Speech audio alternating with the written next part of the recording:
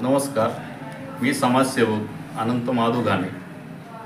मी जे आज आम्ही पत्रकार परिषद घेत आहोत यामध्ये पहिली आमची प्रमुख मागणी आहे सर्व समाजातील तालुक्यातील शेतकऱ्यांच्या वतीने का शासनाने जे कर्जदार शेतकरी आहेत यांना जे कर्जमाफीचं चालू आहे का शासन कर्जमाफी देणार आहे अशी ज्या बातम्या येऊ राहिल्यात आणि शेतकरी संभ्रमात सापडला।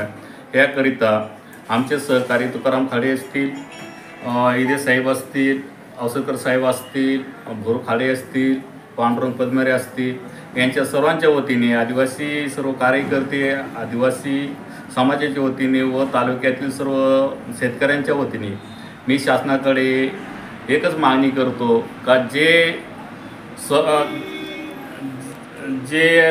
कर्जमाफीचं जे चालू आहे तर कर्जमाफी करताना सर्व शेतकऱ्यांची सरसकट कर्जमाफी करावी अशी मी मागणी जनतेच्या वतीने करतो। त्यामध्ये आदिवासी भागातील ज्या सोसायट्या आहेत त्या सोसायट्यांना ज्या आज डबघाईला गेलेल्या आहेत त्या सोसायटींना आदिवासी प्रकल्प आदिवासी विकासमधून बजेटमधून ज्या सोसायट्यांना डबघाईत आहेत त्यांना तिकडून अनुदान शासनाने वर्ग करावं व ऊर्जित आवेशित आणून सोसायट्या ह्यापुढे सक्षम कराव्यात जेणेकरून शेतकरी कर्जबाजारी न होता शेतकऱ्यांना मुबलक प्रमाणात कर्ज मिळून त्यांचे उत्पन्न वाढेल।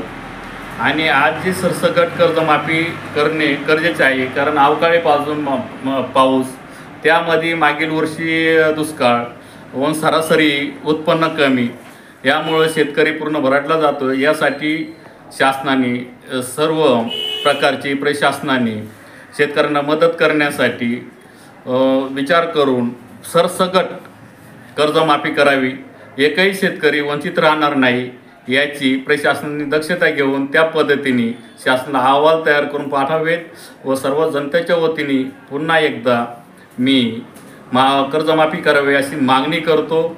थांबतो। जय हिंद, जय महाराष्ट्र। मी नरहरी साहब इदे माजी चेअरमन रत्नवाडी हित कार्यकारी संस्था।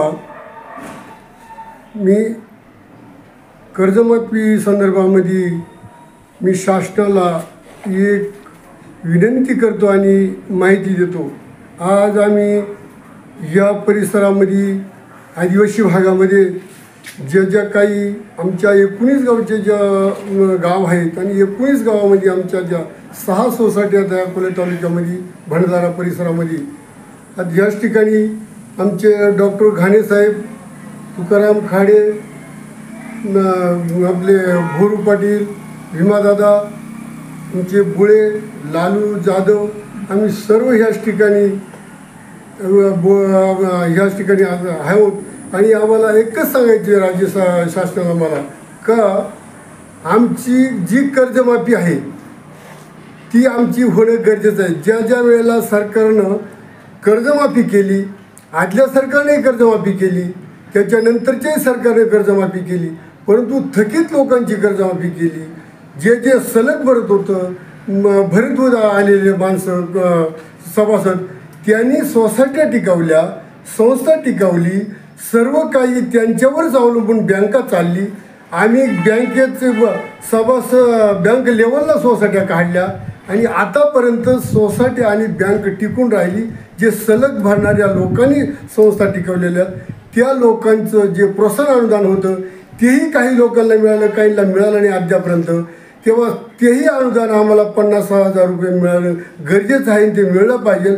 आणि आमचं जे काही जर शासनाला काही अडचणी येत असतील, शासनाकडे जर काही पैसा नसेल तर खऱ्या अर्थानं जर पाहिलं तर आदिवासी उपयोजनेतून, आदिवासी बजेटमधून, आदिवासी विभागातून आमच्या आदिवासी संस्था असतील तेवढ्या पूर्णपणे संस्थेला आदिवासी बजेटमधून कुठल्याही योजना देता कामा नये, परंतु शेतकऱ्याचं कर्ज ही आदिवासी बजेटमधून जर केलं तर खऱ्या अर्थानं आमचं आदिवासी आणि आदिवासी संस्था जिवंत राहतील। नाहीतर आमच्या आदिवासी संस्था इथून पुढं नावानिश होण्याची वेळ आलेली आहे।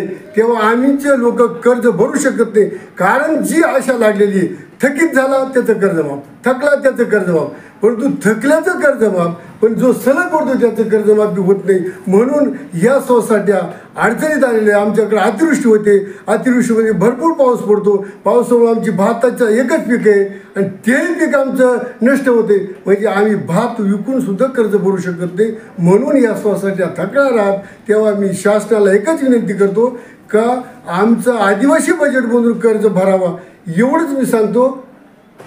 धन्यवाद. नमस्कार. मी तुकाराम समाखाडे, संचालक बाजार समिती अकोले. माननीय आमचे सहकारी ज्येष्ठ समाजसेवक आमचे डॉक्टर आनंद घाणे साहेब, नरहरी इदे साहेब, भीमराज अवसरकर, भुरू खाडे, पांडुरंग पद्मेरे, निवृत्ती बुळे, सर्व शेतकरी बांधव, गेल्या अनेक दिवसापासून शेतकरी कर्जमाफीबाबत सोशल मीडिया विविध माध्यमातून कर्जमाफीबाबत शेतकऱ्यांमध्ये संभ्रम चर्चा चालू आहे. त्यात शेतकऱ्यांमध्ये संभ्रम निर्माण झाला आहे. यामुळे शेतकरी वर्गाची एक प्रमुख मागणी आहे की राज्य सरकारने गेल्या मागच्या वेळी जी कर्जमुक्ती केली, त्या कर्जमुक्तीत जे शेतकरी मयत झाले त्यांना कर्जमाफी झाली, त्यांना त्यांचा फायदा झाला. जे कर्जदारांनी कर्ज घेतले परंतु त्यांनी परत बँका सोसायटी यांच्या फिरूनही पाहिलं नाही, त्यांना कर्जमाफी झाली. आणि जे नियमित कर्जदार शेतकऱ्यांनी कर्ज भरून बँका सोसायट्या चालवल्या, त्या शेतकऱ्यांवर मात्र अन्याय झालेला आहे.